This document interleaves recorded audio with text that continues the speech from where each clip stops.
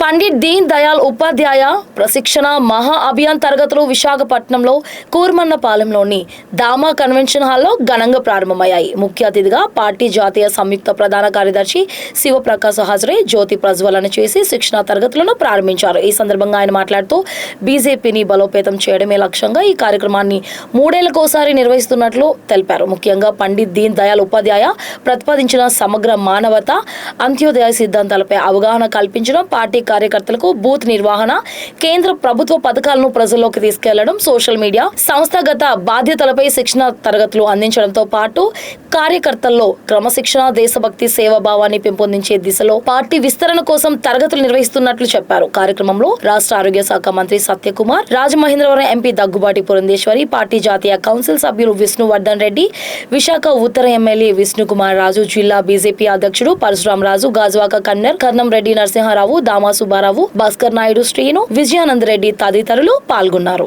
పార్టీకి ఒక రాజ్యాంగాన్ని నిర్మించుకొని దానికి అనుగుణంగా క్రమబద్ధంగా సభ్యత్వ నమోదు కానీ సంస్థాగత ఎన్నికలు జరుపుకోవడమే కాకుండా కార్యకర్తల నిర్మాణం చేయడం కోసం అనేక విషయాల మీద అంటే ఒక కార్యకర్త పార్టీ సైద్ధాంతిక పునాదులు కానీ లేకపోతే చరిత్ర వికాసం మీద కానీ అదేవిధంగా ఈ సమకాలీన రాజకీయ, సామాజిక, ఆర్థిక విషయాల మీద, అదేవిధంగా దేశం ఎదుర్కొంటున్న సవాళ్ళ మీద కూడా ఈ ప్రశిక్షణ కార్యక్రమాలు నిర్వహించడం జరుగుతుంది.